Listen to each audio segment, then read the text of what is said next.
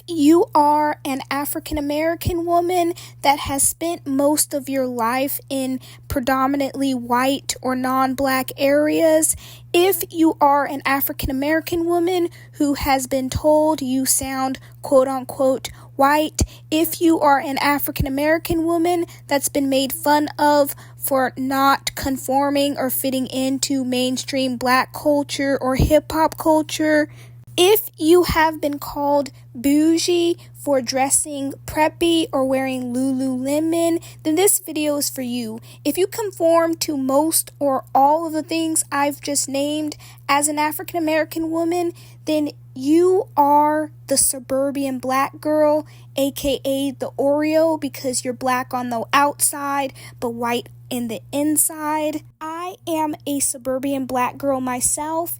If you haven't already picked up on that by, the way my voice sounds, and I've came to the conclusion that people call us Oreos to try to clown us. However, I see it as a compliment because Oreo is literally America's favorite cookie. So they're literally saying that we are America's favorite cookie, and we are. Being a suburban black girl is dope as F. I don't care who calls me whitewashed or wanna be white. As I said in one of my previous videos, I think it was my Black women's media representation video, us suburban black women, us Oreos, we have a completely different culture and experience in comparison to the hood black women or the urban black women.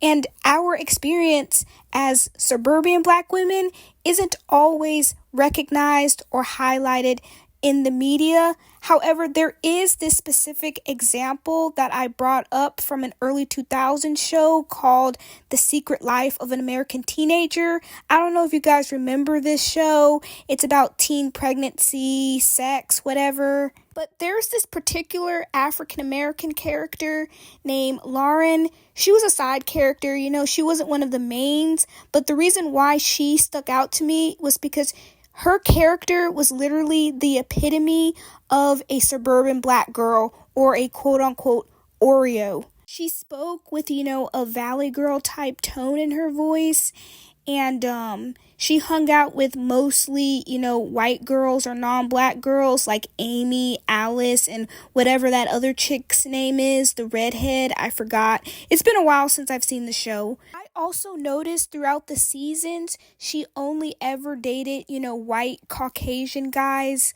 And that's another thing that I've noticed about the suburban black woman is that they are more open to interracial unions than like the urban black women because they grew up in multicultural areas or in predominantly white areas. And I know what you're thinking, and the answer is no, it isn't always because the woman is colorist. In some instances it is. I'm not going to pretend like colorist black women don't exist. However, a lot of times it's simply because of proximity and there's just more non-black men to choose from than black men in these neighborhoods and high schools that us suburban black women grow up in. So it's more of a proximity thing, not true racial bias in my opinion. And y'all know this isn't a divestment channel anyways. This is just me making an observation on the phenomenon of the Oreo type black women. I've noticed that us Oreo black women can attract more non-black friends and more non-black dating partners due to the fact that we are technically culturally white because we were brought up in non-black spaces, or we were brought up in more multicultural environments, so we are able to communicate across cultural lines more effectively than hood black women or urban black women. And this isn't me like bragging or acting like I'm better than because I have non-black friends. I personally think that us Oreo black women and us suburban black women, we need to find each other and befriend each other above all else because we're having the same experience. Like, nobody understands our experience better than other suburban black women. Because let's be honest, a lot of our non-black friends hate on us secretly and sneak diss us secretly. And hood black women will just bully us and diss us more overtly by saying, oh, you're whitewashed, or you think you too good, or you're acting white. It's like you're too black for the white people and you're too white for the black people type thing. Most of us partake in things that are stereotypically white, like listening to Taylor Swift or getting Starbucks or wearing Abercrombie and Fitch. But your white friends still can't fully relate to you simply because you don't look like them. Sounds surface level, but humans are very superficial and they gravitate more towards people who have their phenotype. Sorry to say this, but your non-black friends do not see themselves in you. They don't understand you. They don't understand protective styling or any of the other unique beauty practices that we have as African American women, and that creates the disconnect between you and your non-black friends. Because women bond over shared beauty practices 99.9% of the time. But you also don't fit in with the hood urban type black women because they are constantly clowning you for not being black enough or not knowing about, the hip hop culture enough. To this girl, her name was Sheena, and how she called me over to the lunch table and in front of this whole table of black girls that were in her classroom, made fun of me for not knowing the lyrics to a rap song. And so I think it's really interesting. I consider this comment and I considered my relationship with black women over the years of my schooling. And I realized that much of that behavior of not liking me because of this invisible social contract. Candace does not act black enough. Candace speaks proper English. Candace, likes books and isn't partaking enough in hip hop culture. It still exists, right? I constantly am feeling that I'm still getting bumped in the shoulder in the hallways because No, I got over that, but then when I was being myself, other black kids would say that I wasn't really black or I was white on the inside. And it's like, well, damn, then who am I? Because last time I checked, I'm f***ing black. My parents are black. My siblings are black. What's not clicking? Just because I like to listen to a certain kind of music or I talk a certain way, it means that I'm not black? Because the thing is, a lot of these hood chicks are also jealous of the fact that you have money and that you're able to do things and afford things that they can't. Say, for example, you studied abroad in college, or your parents can afford to buy you a Mercedes Benz. That aggravates people. That's when they start nitpicking your appearance. Currently, there's this ongoing joke online that us suburban black women don't do our edges and that we have quote unquote bad wigs and bad hairstyles. Your non-black friends do not care if your edges are laid because they understand that African Americans have a different hair texture. Your urban black friends, on the other hand, are going to try to clown you for that because they don't like their own hair texture and they want to project their insecurities onto you. They also think that you speaking proper English, you dressing a certain way, you conducting yourself in public a certain way is quote unquote kissing up to white people, when in fact it isn't. It's just called having standards for yourself. Celebrity example of the suburban black girl is the one and only Normani. In my opinion, the reason why she didn't get as big as she could have, besides the fact that she doesn't really make music, is that she does not have that urban inner city appeal that a lot of the most popular, mainstream black artists have. She tried to fake it with that motivation song, but it flopped because it just came across as inauthentic. She's beautiful and talented, and she would have fared way better if she just would have kept her authentic suburban girl persona that she had in Fifth Harmony, because that's who she truly was. So the point I'm making is that us suburban black women, us Oreos, we need to stay true to ourselves.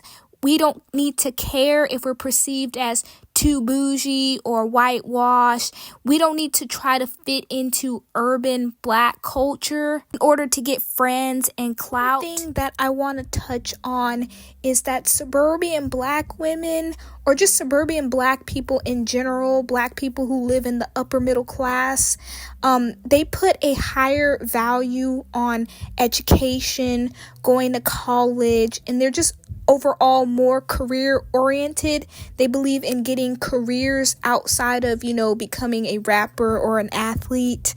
And this is because most suburban black people come from immigrant families from Africa and the Caribbean that value education because they didn't grow up with easy access to education in their respective countries. So they push their kids to really take advantage of the free education here in the United States. So they really push them to get good grades, push them to excel in school. And I noticed that the Nigerian Americans in particular, they go for, the doctor, the lawyer type things. Let's move on to B, which is you're a suburban black person and your parents are homegrown African Americans and they have managed to get out of the hood, create a path for themselves to succeed. Now let's move on to B. Let's say you're a suburban black person and your parents are like homegrown African Americans, descendants of slaves.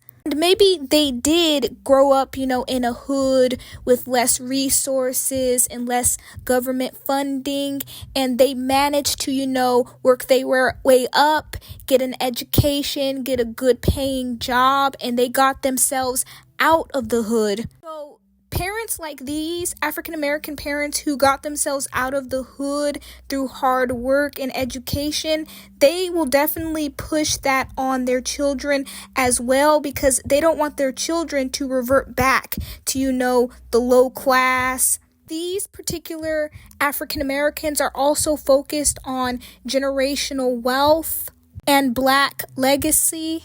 So to put it in a nutshell, both of these groups are highly focused on education. And if you're a suburban black girl from either of the two groups I've just named, then you have probably been pressured to get the best grades possible, excel in school as far as extracurriculars go, and of course, pursue college after high school. Brings me back to the character Lauren. I noticed out of all the students that went to the imaginary high school in Secret Life of American Teenager, she was the one that was most focused on her grades and on her future outside of high school. And that's very common for suburban, black kids.